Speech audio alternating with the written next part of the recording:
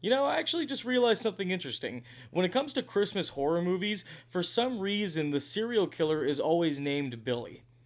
I mean, what's up with that? I'm just your friendly neighborhood horror freak. Silent Night, Deadly Night was written and directed by Mike P. Nelson. This is the second remake of the original 1984 cult classic. We had the first remake in 2012, which they say is a remake, but it's a totally different story. It just so happens to have the name Silent Night with a killer Santa Claus. So people say it is a remake, but it's really a completely different story and has almost nothing to do with the original film. This new remake, however, is basically a beat by beat remake. It has the same characters, the same exact story. So this is really the true remake of that original 1984 film. So if you have seen that original film, then you basically already know what the plot of this movie is. We follow a troubled kid named Billy Chapman who dresses up like Santa Claus and goes on a crazy killing spree, and that's really the plot of the movie. There's nothing really too special about it. If you guys are interested in hearing my thoughts on the movie, grab a bag of popcorn, dim the lights, and let's talk about Silent Night, Deadly Night 2025.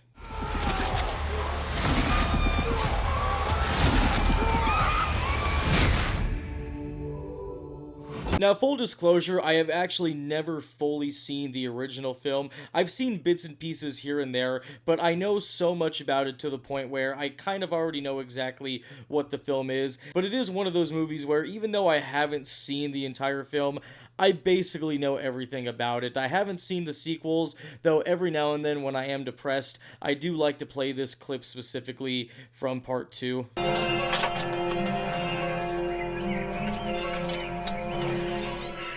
Garbage day. Huh? No.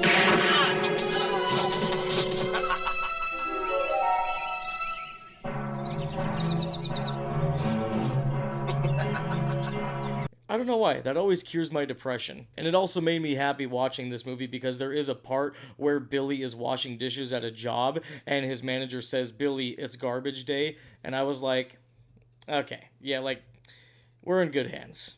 But when I heard that they were doing another remake of Silent Night, Deadly Night, and not only that, they were getting Rohan Campbell, yes, Corey Cunningham from Halloween Ends, to play Billy, I thought, that's perfect. I mean, I was literally doing my best impression of Homelander at that point. It was perfect. Perfect. Everything, down to the last minute details. And while I was not a fan of Halloween Ends whatsoever, especially the way they were going with that story, I really did like Rohan Campbell in that role of Corey. I thought he did a really good job. I also enjoyed a little bit of what he had in The Monkey, and I have been really interested in seeing on how his career is going to move forward in horror. And after seeing this, I'm all for it, man. Rohan Campbell is going to be on my radar, like, period, like forever now, because he is fucking awesome in this movie as Billy. As far as the character Billy goes, they basically do exactly what happened in the first movie, which, spoilers ahead if you haven't seen the original and you haven't seen this new one, this review is going to contain spoilers. What they do with the character Billy is very similar. In the original film, when Billy's a kid, he sees his parents killed by a guy dressed up as Santa Claus, and then Billy goes to live at an orphanage, and as the years go by, that's when he starts to kind of get his murderous tendencies, and that's basically what happens in this movie, but they do something very unique, which is something that I don't want to spoil heavily, even though I kind of warned you guys that there were going to be spoilers in this review. They do something actually very unique, which is still kind of mixed for me, but it was something that I actually kind of dug because I think the movie's style kind of made me realize exactly what kind of movie I was getting into. So it was one of those things where regular audience members might look at it and go, okay, this is really stupid. But exactly how this movie was presenting itself made me kind of just go along with the ride and was like, okay, I mean, it is kind of dumb, but I'm all for it. But they do a really good job at making you actually care about Billy, even though obviously what he's doing is terrible, he's killing people. They do make you feel sympathy for him in a way, especially what they do within the last 25 minutes of the movie, which for some reason made me think a lot about Frailty. And if you have seen Frailty and you have seen this new Silent Night, Deadly Night, then you absolutely know what I'm talking about. But there is something that they do towards the last half of the movie, which at first I was kind of mixed on, but then as I started to kind of think about it as I left the theater, which I just left the theater actually, the movie ended about maybe 25 minutes ago, but as I started to kind of dwindle on everything, I was like, you know what?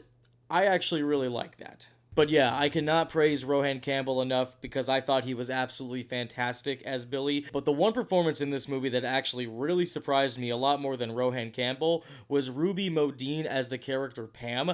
I really, really liked this character, and at first I thought she was just going to be kind of like a throwaway character, but they actually do a lot with her, and I was actually really surprised how they handled her character, and she actually was my favorite. And if they decide to do a sequel to this movie, which I don't know how well this movie's going to do, I don't know if it's a limited release or if it does have a wide release, but if they actually decide to do a sequel, I'm very excited to see what they do with her character more, because I thought she was an absolute standout. But I will say sometimes the dark comedy and the serious tone of the movie, sometimes the shifts in that can feel a little bit weird, because there are some tonal shifts that do happen kind of out of nowhere. Like there's one really hilariously dark scene that happens at this Christmas party that involves Nazis, which that itself was a really satisfying scene to watch.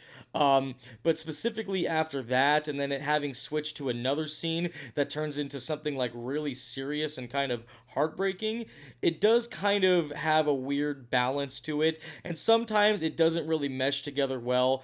But it wasn't like anything like noticeably like, oh my god, like what the fuck are they thinking with that? Every now and then it did kind of dwindle a little bit, and I felt like a couple little rewrites here and there could have actually made it a little bit more contained, and they could have actually had a little bit more time for that to kind of spread out. But it is an independent film, and it's only about maybe an hour and 37 minutes, so maybe it had to do with some budget reasons, but I feel like with a little bit of rewrites and a little bit more in the editing room, could have really balanced the movie out with its dark comedy and its serious tone, but nothing gargantuan to the point where I was like, what the fuck? I also really loved the kills in this film. It does a perfect balance of when it needs to be over the top gory and when it just needs to be like off screen. So I will say, do not go into this movie expecting a Terrifier type gore fest, because you're not going to get that. You're definitely going to get little sprinkled moments of that, but it's not the entire movie. As far as negatives go, I wouldn't really say I had a whole lot, but what it really kind of narrows down to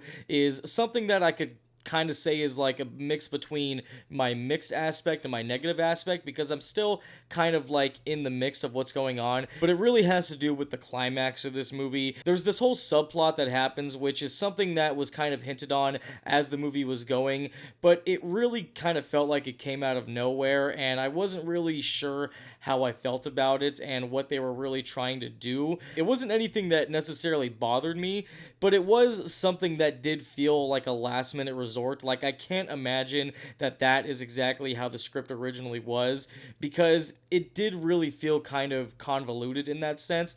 But again, it's not a full negative, it's something that's still mixed, but it is something that definitely had to be addressed, of course. Overall, there are really no hardcore negatives. I thought this movie was a blast from start to finish. It did a really good job at being a fun, campy, gory, entertaining horror film, but a movie that actually had some moments of being like really serious, to the point where I actually found myself caring about these characters, and I thought the movie did a really good job with that. So if you guys have never seen the original Silent Night, Deadly Night, and you don't really have interest in watching that film, because of course it is kind of a dated film today, but it is a cult classic for a reason, I would definitely recommend checking this movie out, and maybe it actually might give you some interest to watch that original film, and you guys can kind of compare and see which ones you like better. But with this movie, I really, really enjoyed it. I'm very excited to watch it again. So those are my thoughts on the 2025 Silent Night, Deadly Night.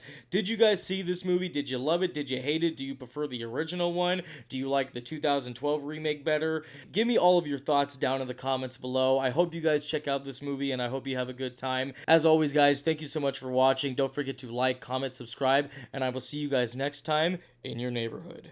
I'm just your friendly neighborhood horror